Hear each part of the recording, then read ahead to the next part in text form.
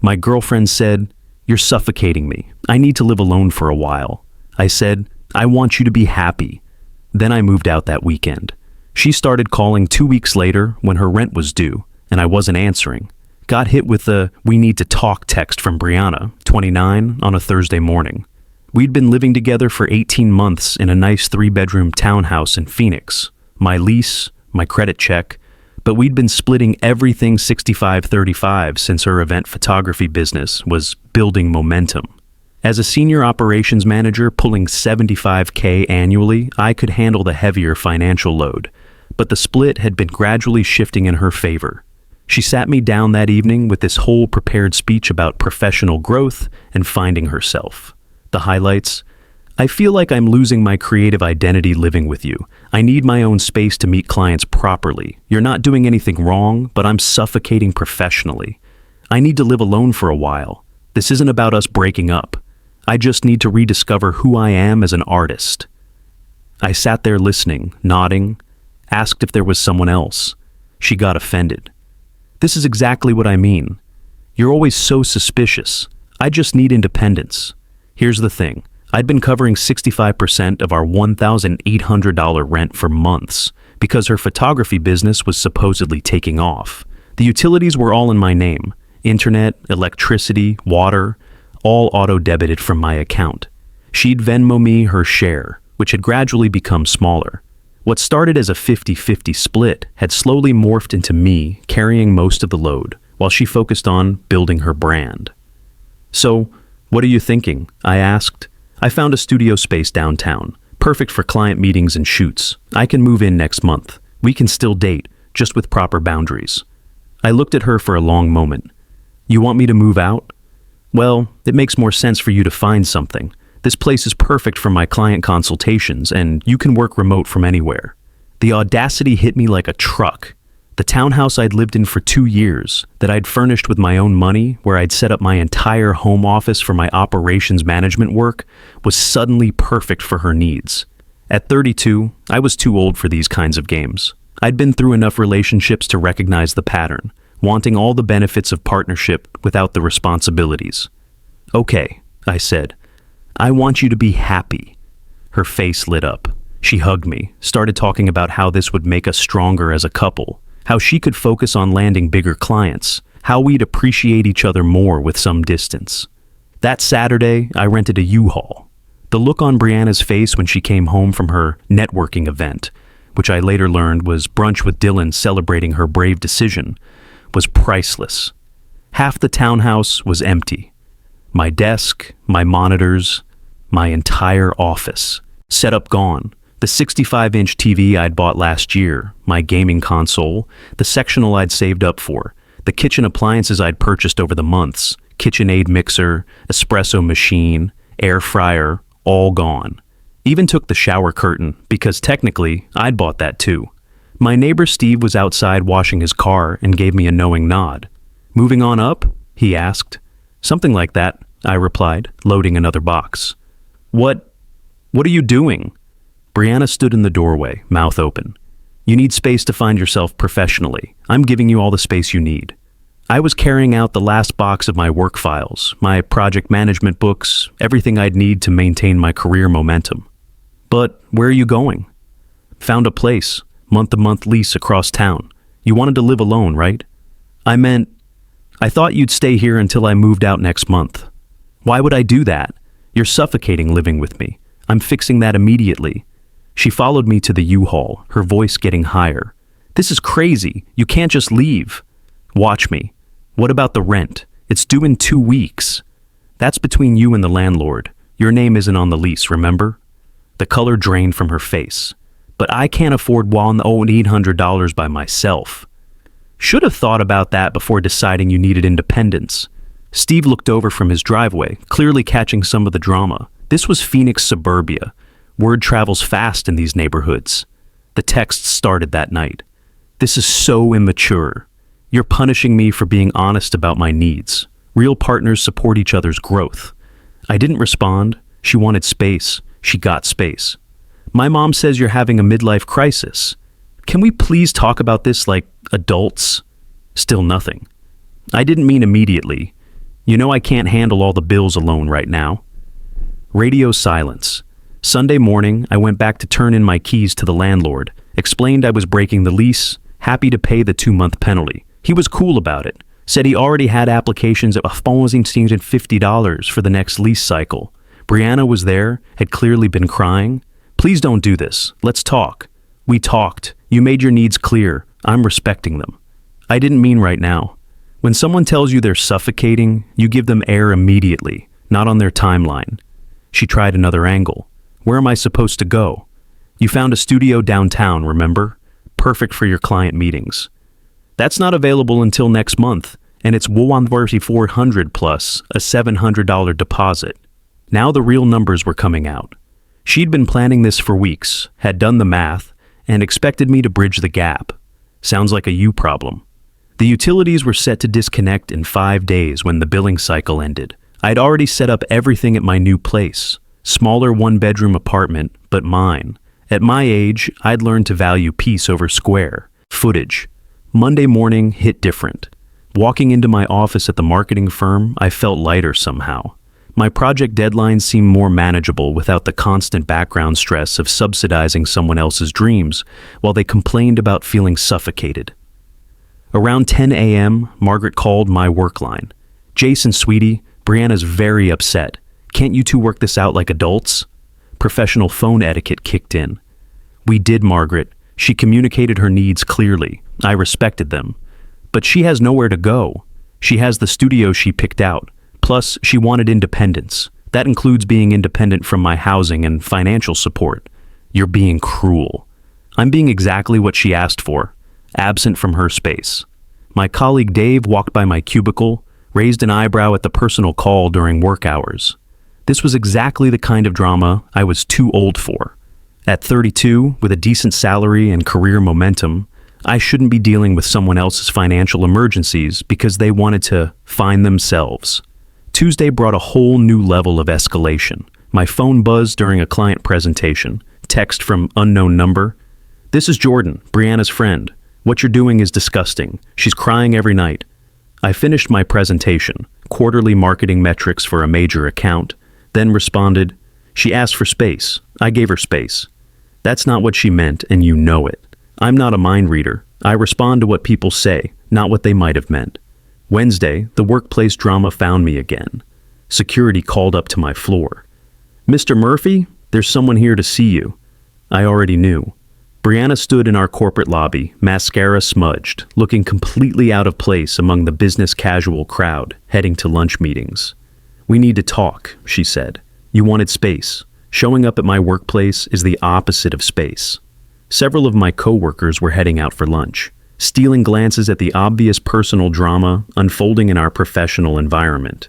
This was exactly what I'd been afraid of, my reputation getting tangled up in someone else's poor planning. "I made a mistake." "No, you made a decision. Now you get to live with it independently." The studio fell through. Someone else got it. Unfortunate. Jordan says I can only stay 2 more nights on her couch. Better start apartment hunting. With what money? I spent my savings on photography equipment last month. The same equipment she'd bought while living in my place, eating my food, using my utilities. The equipment for your business that's building momentum. Use that momentum. She actually stomped her foot in the middle of my company's lobby. "You're destroying us over one conversation. You destroyed us when you decided I was suffocating you, but still wanted me to subsidize your independence journey. That's not how life works." Our head of security, a former cop named Mike, stepped forward. "Miss, I'm going to need you to leave the premises." My manager Jennifer appeared from the elevator bank, clearly wondering why her operations guy was dealing with personal drama during business hours. I made a mental note to have a conversation with her later about maintaining professional boundaries. "This conversation is over," I told Brianna. "Don't contact me at work again." Back at my desk, Dave leaned over. "Everything okay, man?" "Ex-girlfriend thinks independence should come with a warranty," I said. He laughed. "Been there. Good luck with that." The emails started that afternoon. Long paragraphs about how I misunderstood her needs, how she just wanted breathing room, how couples take breaks all the time without completely severing financial ties. Each email went straight to my spam folder. My 401k contribution was due that week. $500 automatically deducted. For the first time in months, I didn't have to calculate whether I could afford it after covering someone else's share of our living expenses. My savings goals were back on track. The down payment fund for a house that had been stagnating while I covered Brianna's shortfalls could start growing again. Thursday evening, my phone exploded with missed calls. Brianna, Margaret, Jordan, even Cameron, her brother, who I'd met exactly twice at family barbecues. The voicemail from Brianna was panicked. "Please call me back. It's an emergency. I really need to talk to you." Against my better judgment, I called back while heating up leftover Chinese takeout in my new peaceful kitchen. "Thank God," she was crying. "I'm in serious trouble." "What kind of trouble?" I wrote some checks for the studio deposit and first month's rent. They bounced, and the landlord wants to press charges for check fraud." "You wrote bad checks?" "I thought my wedding photography payment would clear in time, but the couple postponed, and now they're not paying until their new date next spring. I owe $2,100 plus bounce fees, and if I don't pay by tomorrow, he's calling the police." The math made sense now. $1,400 monthly rent plus $700 deposit. She'd gambled on future income that didn't materialize. "Sounds serious. Can you help me, please? I'll pay you back as soon as I get back on my feet." "With what money? Your business that's building momentum? Please don't be like this. I'm desperate." "You wanted independence. This is what it looks like." "I could go to jail, Jason. Check fraud is a felony." "Better call a lawyer then, independently." "I can't believe you're doing this to me." "I'm not doing anything to you. I'm doing nothing, which is what you wanted." Long pause. Then her voice changed, got sharper. "You planned this. You wanted me to fail." "No, I wanted you to succeed independently. You can't have both." "I'll lose everything." "You already threw away everything when you decided I was suffocating you." "That's not... I just needed space to grow my business properly." "You got it, all of it. Good luck with the landlord." I hung up and went back to my General Tso's chicken. The silence in my apartment was golden. The harassment brigade started immediately. Margaret called from 3 different numbers, leaving increasingly unhinged voicemails about how I was letting her baby go to jail and how real men protect their women. Cameron texted, "Bro, just help her out. She learned her lesson." Learned what? That actions have consequences? Jordan went nuclear on social media. I didn't have Instagram, but my buddy Keith from the gym screenshotted it and sent it over. Some men really show their true colors when women ask for basic respect and space. Watching my best friend suffer because her ex is a vindictive monster who's using money to control her. Keith had replied, "Didn't she dump him for suffocating her? Now she wants his money. Make it make sense." The comments turned into a war zone, half supporting her narrative about financial abuse, half calling out the obvious hypocrisy. Several people who knew us both chimed in with receipts about her spending habits and my generosity over the months. Tuesday afternoon, Brianna texted, "I pawned my camera equipment, got enough to avoid the charges. Happy now? That's independence, your choice. I hate you. You wanted space from me. Hate is just more space." Wednesday brought an interesting development. Unknown number called during my lunch break. "Is this Jason?" "Who's this?" "Dylan. I'm Brianna's friend." "Friend, right. I'd done enough detective work to know about their networking sessions." "What do you want, Dylan?" "Look, man, she's going through a really rough time. Can't you help her out? She made a mistake." "Why don't you help her out, friend?" We're not really like that." "Not like what? Together?" Because her Instagram stories from 3 weeks ago suggested otherwise. "The photography workshop that was actually brunch at your place?" Silence. "Yeah, I know about you. The client meetings at your apartment, the sudden need for space that coincidentally aligned with your availability. She said you guys were basically broken up anyway." "We are now. Enjoy being her life raft. Oh wait, you just want the fun parts, not the responsibilities like rent and bounce check fees." He hung up. Thursday brought a long email from Brianna. Subject line, "I was confused and scared." She went into detail about how Dylan meant nothing, how she'd been overwhelmed by our relationship moving so fast, how she'd never lived alone and thought she needed to experience that before we got more serious, how seeing other people casually made her realize what she'd lost. I read it twice, then deleted it. Friday morning, she was at my new apartment door. No idea how she found my address. "Please, 5 minutes," she said through the security chain. She looked rough, hair unwashed, same clothes from Tuesday, eyes red and puffy. The confident, independent artist persona had completely evaporated. 2 minutes. I messed up. I know that now. Dylan was... God, he was nothing. Just attention when I was scared about us getting serious. Validation when I felt like I was losing myself. You nuked our relationship for validation. I was terrified. We were talking about moving to a bigger place, maybe getting engaged next year. I'd never been in something so real, and I panicked. So you decided to explore your options while keeping me as backup. She flinched. I didn't think of it that way. You never thought at all. You just assumed I'd always be there, wallet open, while you figured out what you wanted. I love you. You love what I provided. Stability, security, a nice place to live, someone to handle the adult responsibilities while you played independent photographer. That's not fair. Fair? You told everyone I was suffocating, made me the villain for wanting a committed relationship. Then when I gave you exactly what you asked for, you tried to make me the bad guy for that too. I'm sorry. Cool, your 2 minutes are up. Where am I supposed to go? Dylan won't return my calls. Jordan's done with me after I couldn't pay her back the $600 she loaned me for groceries. My parents are furious about the bounced checks. Figure it out. You wanted independence? Congratulations, you're independent. I closed the door and listened to her cry in the hallway for about 10 minutes before she finally left. That weekend, I did something I hadn't done in months. I went furniture shopping, not for anyone else's aesthetic vision or client meetings, just for me. Bought a new leather recliner, upgraded my home office setup, got some decent artwork for the walls.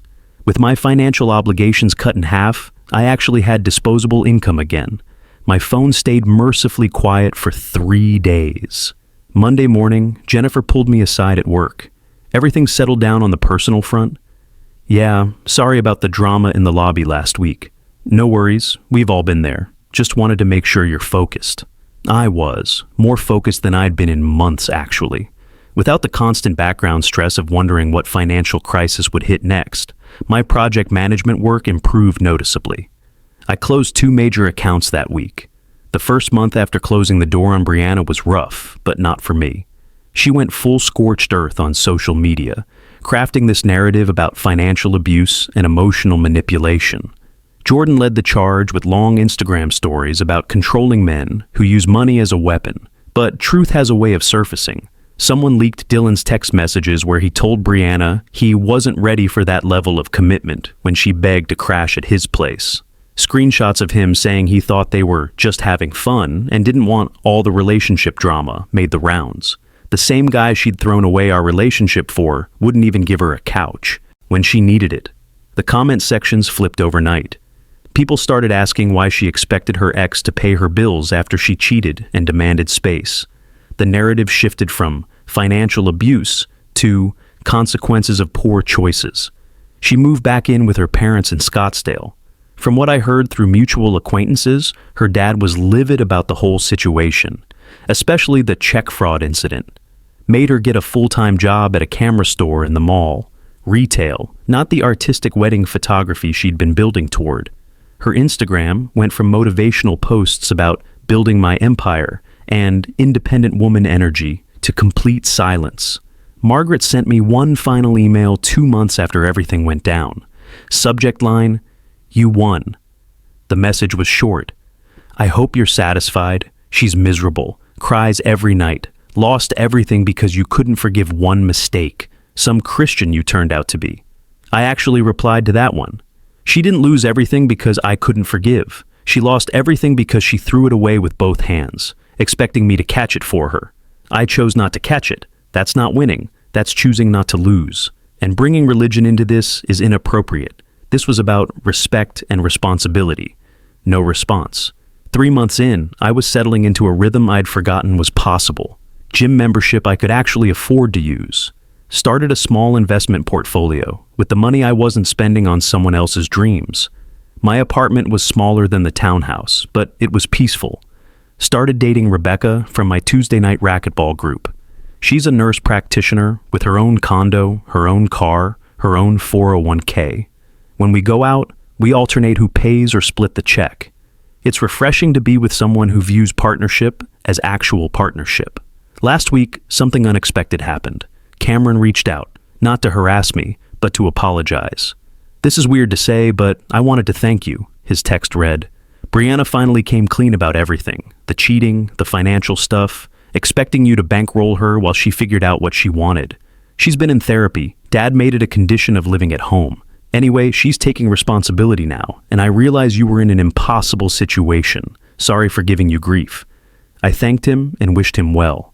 Yesterday, I ran into Brianna at Target, first time seeing her since the doorway conversation. She was in her camera store uniform, buying the generic brand pasta she used to turn her nose up at when I was paying for groceries. We made eye contact. She looked like she wanted to say something, maybe apologize or explain or ask how I was doing. I just nodded and kept walking toward the checkout. Someone asked me in a DM if I regret being harsh. Here's the thing. I wasn't harsh. I was exact. She asked for space. I gave her space. She wanted independence. I let her be. Independent. She wanted to live alone. She got to live alone. She wanted to find herself. I stopped preventing that search. The fact that independence comes with bills and responsibilities isn't me being cruel. It's just reality. Brianna wanted the aesthetic of independence, the Instagram-worthy story of a brave woman choosing herself, building her empire, discovering her authentic truth. But she forgot that independence doesn't come with a safety net funded by the person you're being independent from. When I refused to be a silent investor in her journey of self-discovery, the whole fantasy collapsed. That's not revenge. That's cause and effect. She wanted to have her cake and eat it too. She just forgot she'd have to buy the cake herself once I left the bakery. Thanks for following along with this mess. Going to enjoy my suffocation-free life now.